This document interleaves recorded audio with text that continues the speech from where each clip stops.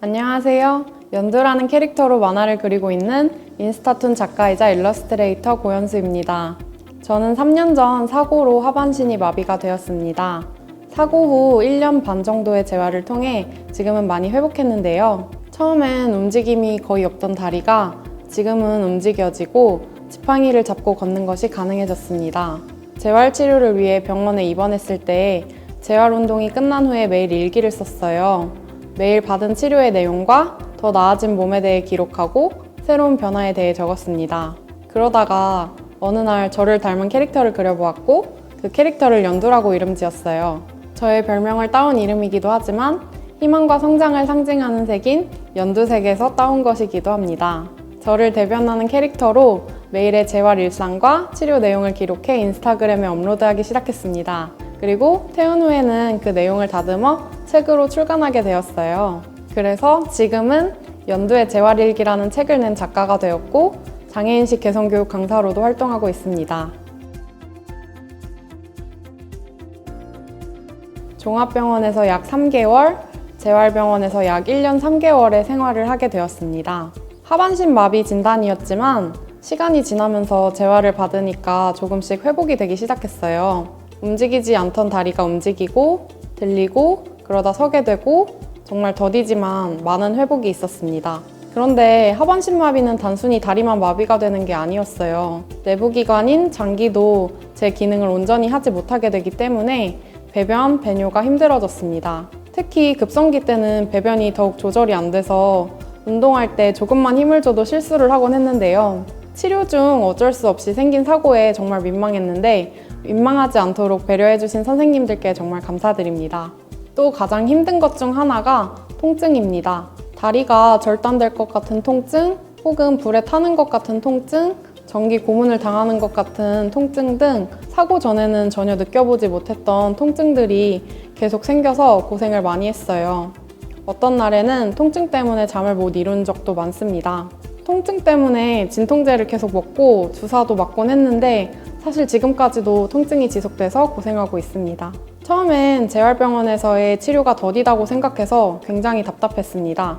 그렇지만 치료사 선생님들 말씀처럼 매일 같은 동작을 꾸준히 반복하면서 운동하니까 조금씩 좋아지더라고요. 희망을 갖고 꾸준히 한 운동이 회복의 비결인 것 같습니다. 마비로 인해 안 되던 동작이 하나씩 다시 돌아올 때 너무 신기하고 정말 기뻤어요.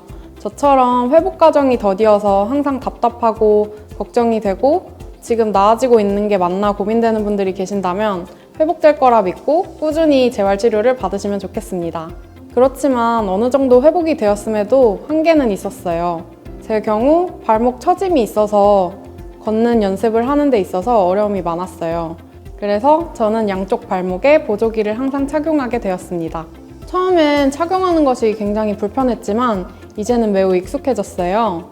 보조기의 도움으로 어렵던 동작이 가능해지는 것은 일상생활을 도움 없이 할 수 있다는 차원에서 정말 중요하다고 생각해요. 오랜 기간 의료진 선생님들과 물리치료사 선생님들, 작업치료사 선생님들 덕분에 정말 큰 회복을 하게 된 것 같아서 정말로 감사한 마음입니다. 어느 정도 재활을 받게 되면 퇴원 준비를 하게 되실 텐데요. 퇴원하기 전에 집에 필요한 것들을 미리 준비하시는 것이 좋습니다. 편마비나 하반신 마비 등 다양한 증상이 있을 때 집은 예전만큼 편하지가 않아요. 그래서 가옥 구조를 바꾸는 게 필요합니다. 화장실의 경우 변기에 안전바가 필요할 수 있고 방문마다 턱이 있는 경우에는 통행에 걸림돌이 될 수 있어서 없애는 게 좋습니다. 이 외에도 저는 집안에서 워커로 보행을 하는데 워커에 바구니를 매달았습니다. 손으로 워커 손잡이를 잡으니까 물건을 손에 들고 옮기지 못하잖아요. 그래서 바구니에 물건을 넣어서 이동하니까 스스로 활동하는 데 있어 제약이 줄어서 큰 도움이 되었습니다. 또 가구 배치를 바꾸거나 가구를 바꾸는 것도 도움이 됩니다. 침대에서 몸을 혼자 돌리기 어려운 경우에 매트리스가 너무 물렁물렁하면 돌아눕기가 힘들어서 저의 경우에는 딱딱한 것으로 바꿔야 했습니다. 휠체어를 타고 집안 생활을 해야 할 경우 손이 닿을 수 있도록 싱크대나 찬장의 높이를 낮추는 것도 필요합니다.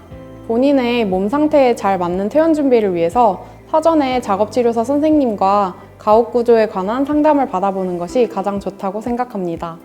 그 외에 퇴원 후 집에서 할 수 있는 운동을 사전에 물리치료사 선생님들께 배우는 것도 중요합니다. 누군가의 도움이 필요한 운동이면 보호자와 같이 배우는 것도 좋습니다.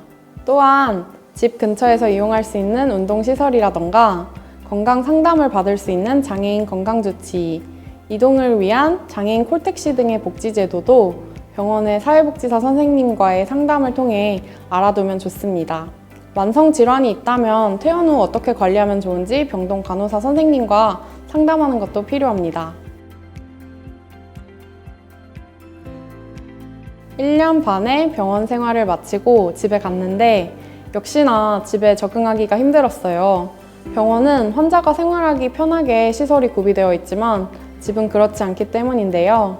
그래서 집에 다시 적응하기 위해서 부단히 노력했습니다. 하지만 뜻대로 되지 않더라고요. 병원에서 꼬박꼬박 받던 재활치료를 받지 못하니까 없던 증상들이 새로 생겼습니다. 몸이 맘대로 뻗치거나 오그라드는 강직도 생기고 조금 오래 앉아 있었다고 욕창도 생겼었습니다. 또 간이 약하게 되어 있는 병원밥만 계속 먹다가 영양 관리가 제대로 되지 않은 자극적인 음식을 먹으니까 살이 금방금방 찌게 되었어요. 그때 저의 건강 관리를 위해 누군가 조언을 해주고 관리 프로그램을 체크해 주었다면 많은 도움이 되었을 거예요. 처음에는 당황스러웠지만 건강 관리를 위해 제 나름대로 시간을 정해두고 운동하려고 노력했습니다.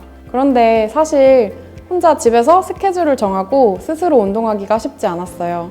지금은 필라테스를 끊어서 주중에 다니고 있고 중간중간 일부러 산책을 하고 있습니다. 운동을 하지 않으면 몸이 점점 굳고 회복되었던 기능까지도 잃을 수 있다는 생각이 들어서 더 열심히 하게 되었어요. 재활병원에서 정말 큰 도움을 받고 또 많은 분들이 최선을 다해 주셨다고 생각하기 때문에 정말로 감사한 마음이 큽니다. 갑작스러운 사고나 질병으로 병원 생활을 하게 될 때 생각보다 긴 시간이 소요되기 때문에 경제적으로도 힘든 부분이 분명히 있는데요. 병원에 계신 사회복지사 선생님들께 지원받을 수 있는 부분을 문의하고 도움을 요청하는 것이 제게 큰 도움이 되었습니다. 무엇보다 힘든 시간이고 지겨운 시간일 수 있지만 저는 오랜 시간 재활을 받으면서 치료사 선생님들과 의료진 분들의 도움을 정말 많이 받았습니다. 저를 챙겨주시고 생일 때는 파티도 열어주시고 항상 응원해주시던 선생님들의 모습이 먼저 떠오릅니다. 제일 힘들었던 시기에 진심이 담긴 응원들은 정말 큰 힘이 되었습니다. 처음에 장애를 갖게 되었을 때 믿기지도 않고 받아들이기가 정말 힘들었어요. 중도 장애이면 더 그럴 수 있다고 생각해요. 그렇지만 마냥 위축되어서 시간을 보내기에는 나중에 돌이켜볼 때 후회가 많이 남을 것 같아요. 아직 내가 해낼 수 있는 부분에 집중하면서 장애를 수용해가는 것이 중요하다고 생각합니다. 주변 가족들이나 친구들도 시간을 가지고 장애를 받아들일 수 있도록 도와주면 좋을 것 같습니다. 저도 아직 장애를 갖게 된 지 얼마 되지 않아서 장애에 대해서 계속 받아들이는 중이지만 장애를 가질수록 더 운동을 해야 되는 것 같아요. 몸의 변형이 계속 올 수 있고 또 더 약해지는 근력을 유지하기 위해서 운동이 필수적인 것 같아요. 그래서 저는 앞으로 필라테스나 헬스를 계속해서 운동량을 늘려볼 예정입니다. 그리고 조금 뜬금없지만 저는 요새 파라 아이스 하키라는 종목에 빠져 있습니다. 썰매를 타면서 하키를 타는 건데요. 격해 보이는 이미지 때문에 처음엔 도전하기가 어려웠는데 체험을 한번 해보고 나서 너무 재밌어서 매력에 퐁당 빠지게 되었어요. 아이스 하키 하면서 체력도 조금 생기는 것 같고 무기력했던 일상이 더 즐거워진 느낌입니다. 몸이 불편하시더라도 다양한 것에 도전하고 즐기며 앞으로를 살아가시면 좋겠습니다. 감사합니다.